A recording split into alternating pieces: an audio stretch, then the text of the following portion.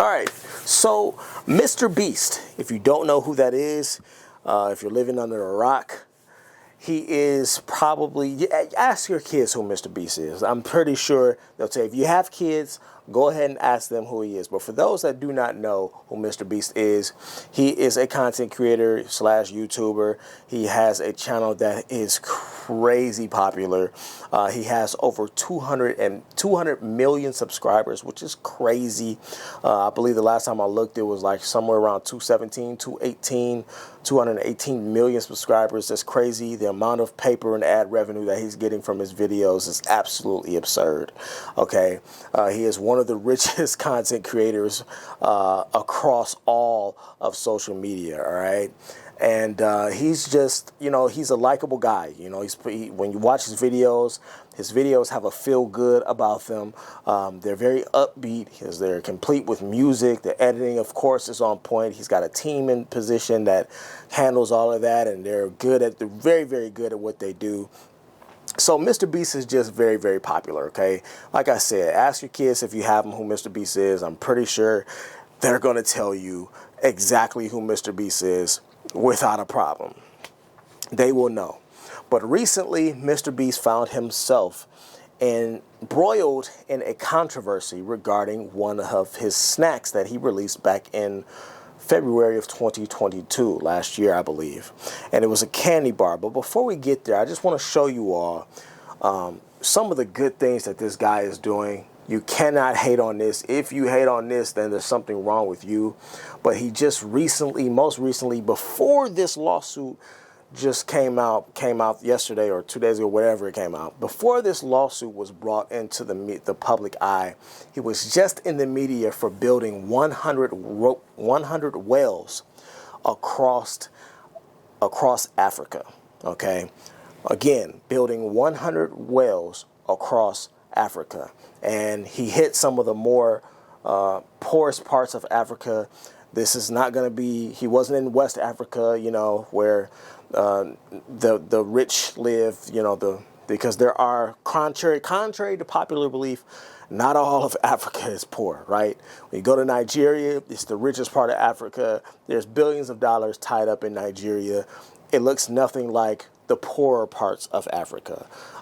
So when you go to Nairobi, which is exactly where MrBeast visited to install some of these wells. Nairobi is in Kenya. So Kenya is probably one of the poorest places within Africa. And I just want to show you a little bit of what he has been doing to show the good that this guy is doing, because I thought that it was very, very amazing. I thought it was a great gesture. I thought that it was pretty incredible. I have never seen anybody else do something like this on this scale that he has done it. Of course, I don't know too many other people that has the cachet and the money to do it, but this guy is actually taking the resources that he has and he's actually making change and a difference. And that is, if nothing else, it's inspiring. So I want to show that before I get into this lawsuit, just to show you what this guy has been doing. Here's a little snippet of it. I'm not going to play the whole thing, but here's a little bit of it. 100 wells we're going to build in this video. Oh, water!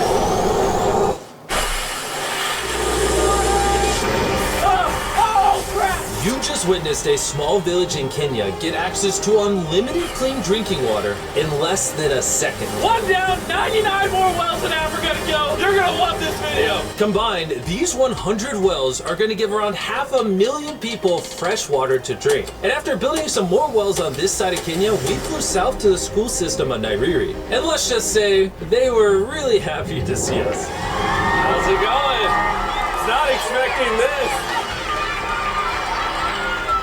Thank you for the welcome. Trying to react. I appreciate it, everybody. This village threw a welcome ceremony upon our arrival, and Nolan got really into it. Nolan's the most awkward person I've ever met, and that's a lot coming from me. And after being shown around the school, here comes our guest. How's it going? Are you having a good day? It's nice meeting you all. One of the teachers showed me where the students currently get their water, which is from this river. That's extremely unsafe to drink. This is where your students used to get water from? Yes. This is crazy. Yeah. You know, students complaining of diarrhea, infections like typhoid, because this is the water we've been using. So we try to treat, but you see, look at it, you know, but at the end of the day, life has to move on. You have to get some water anyway. This situation is obviously extremely sad. These children's lives are being limited and sometimes cut short from being forced to drink unsafe water. But at least for this village, we're gonna put an end to it right now. I don't think this John's gonna fit. I don't think that. Let's see if we can find some water.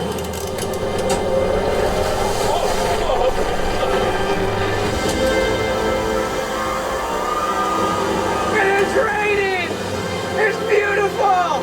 After the water comes out of the ground, it's fed into enormous barrels like this one. And once they're built into the water towers, all of the neighboring villages will not only have clean drinking water, but a pressurized water source as well. Which, in short, means no more doing laundry and unsafe water. And pull! On a scale of 1 to Nolan's mom, how heavy is it? Nolan's mom times 2! Oh God. Dude, I'll push you off of this.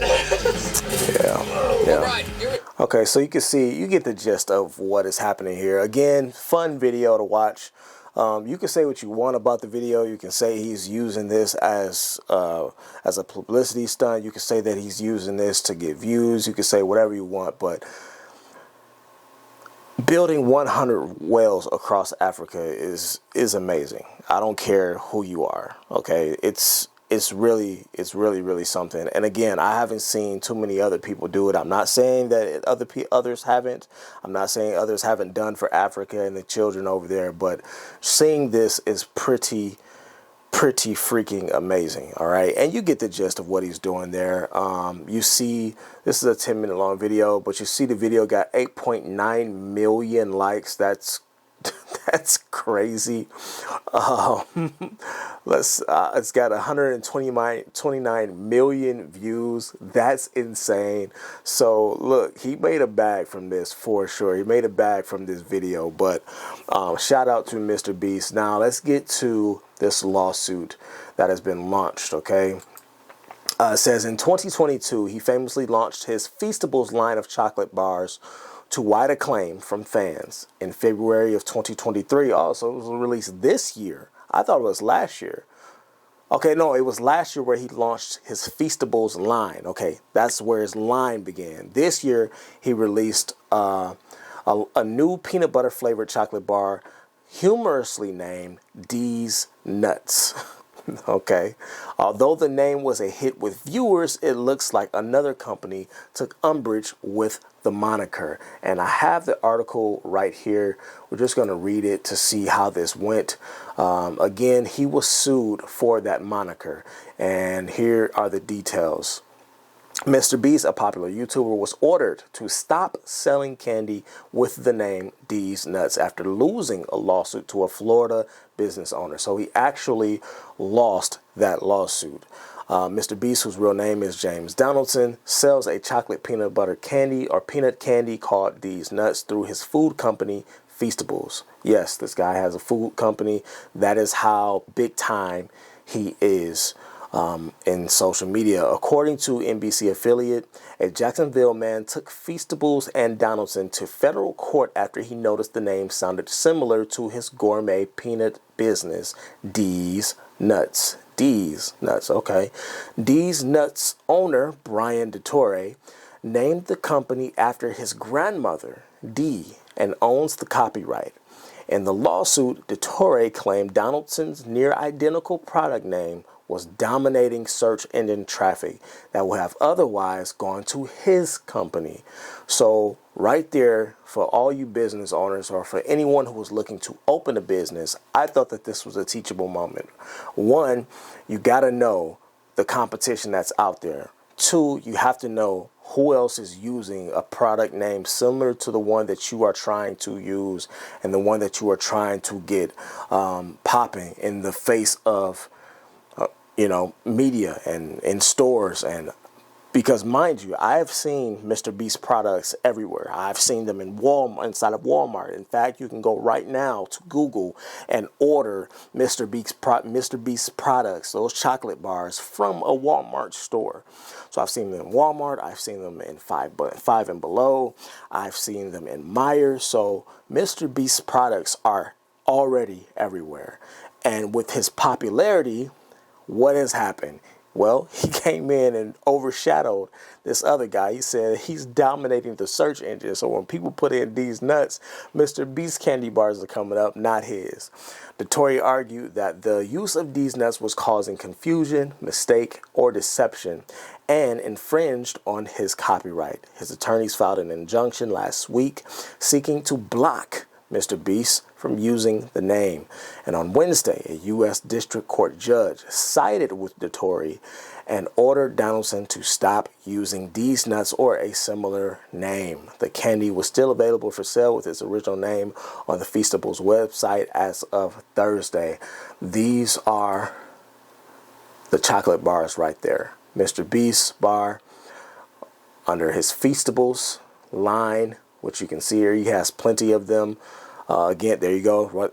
Was that available at Walmart, Kroger, Target, Walmart? So, you know, now what type of hit will this and impact will this have on his business? If you're asking me, it's going to be a very, very minor. Listen, MrBeast is so popular that it doesn't matter what he changes the name to, the packaging. Doesn't matter what he changes the packaging to. His fans are going to follow him, and it's not going to affect his business at all. Now, it may affect his business as far as production because he may have to recall some of these items and most of these items from the shelves in order to repackage them and ship them out again. So that may hit his pockets, his business pockets a little bit. But overall, they're probably just going to bring more notoriety to the Feastables brand and to that line of candy bars, right? Because I had no idea about Deez Nuts. Like, I've seen his other Feastables in stores. I've seen other products of his certainly within stores.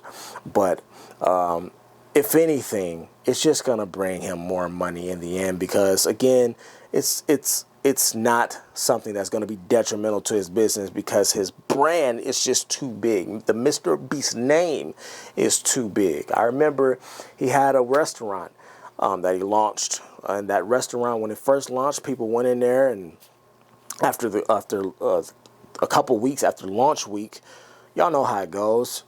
When a restaurant first opens, you're getting the best of the best, right? You're getting the best food, you're getting the best customer service, you're getting the best quality, and everybody's putting care and love into everything that they make because they want to make a great impression on the customer.